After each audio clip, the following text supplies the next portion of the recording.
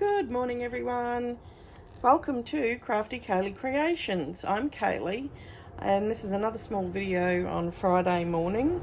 I wanted to do it separate to the needle book because it's about the fabric covered bowls, which is taking the world by storm at the moment, I think. I've done 3. Well, I'm not completely finished this one. I will show you. Now, Sarah from Roxy Creations did a YouTube tutorial on it, and she said it's an updated, because I had seen a few getting around, and she did one last year. And just recently, she did a updated version. She said it was an easier version.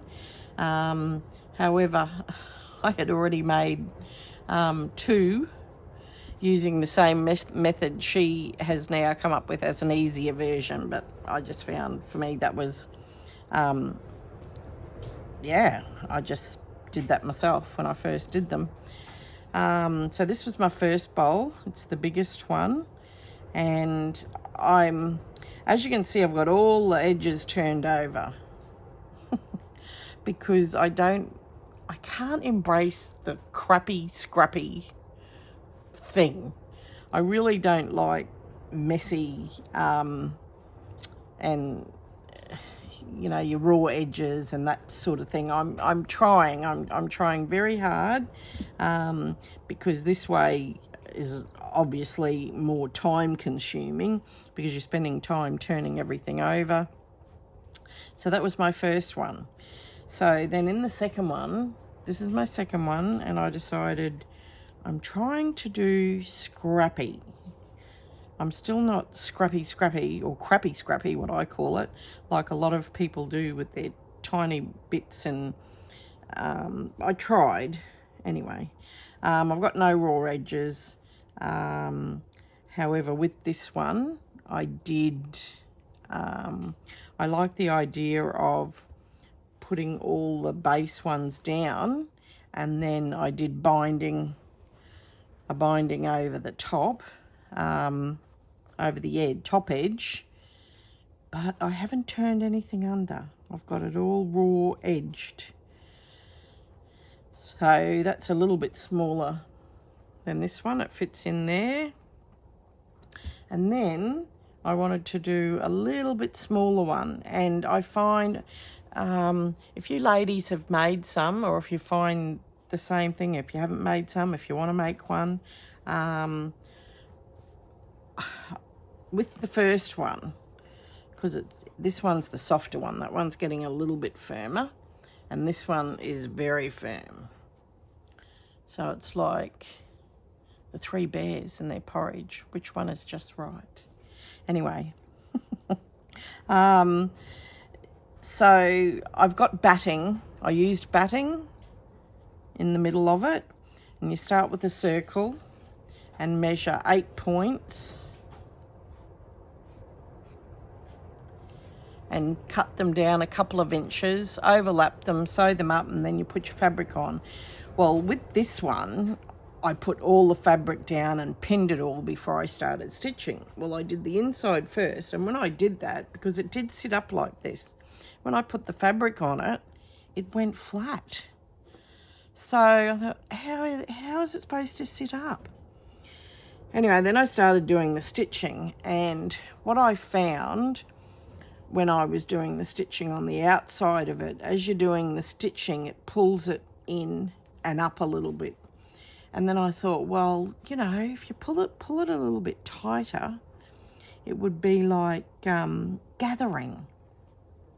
So when I got to this one, I've still only got the, have I got 2? Oh, it feels quite thick. I'm not sure. I think I still had 1 piece of batting in there, but it feels thick. And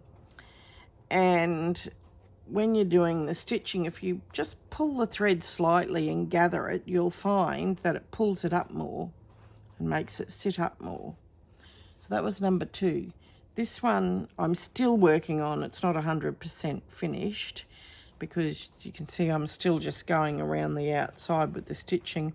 I could possibly leave it like that because it's sitting up really nicely, it's lovely. And what I did with this one to eliminate raw, well, it still has raw edges, but to eliminate any really ratty parts on it, when I put each piece down, I overcast it. So it held it there nicely and you haven't got any raw bits around. And so now I'm just going around the outside like bordeaux stitching or cantha stitching, running stitch. In the different countries we just call it different things really. And it is sitting good there now, and I have contemplated just leaving it like that. It doesn't have to have all this running stitch around it. They're all secure. They're not going to go anywhere. And it's nice and firm. In this one, I do have 2 pieces. I've got another one cut out up at the house to do with my big container of scraps. They're great to fill in time. They're nice and relaxing. What I did do with this one though is when I put the binding over, instead of just placing it over like this one with the raw edges, I did it like binding on a quilt. So essentially what I did was I laid it like this, and I first sewed around like that, and then I turned it over like that, like when you bind a quilt, just to make it a little bit neater. You don't have to do, but I like it like that. A nice little piece of embroidered doily that I cut into to put down. This is one of my grandma's crocheted, part of one of my grandma's crocheted doilies. It was a big rectangle and I cut one of the little pieces out to stick in there. I thought it might be nice. So I really just wanted to show you these bowls that I've been working on. Unbeknownst to me, not on purpose, but it depends on the size of the circle you make to what it's going to end up at the end. So they're 3 different sizes, and I'll be starting on a new one later today.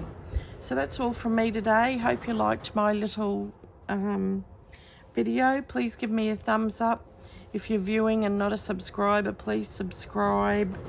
And please leave in the comments if you'd like to see me do the basics of this on a little video, and I can do that too. So have a lovely day. Enjoy yourselves. Thank you. Keep well. Bye. Keep safe.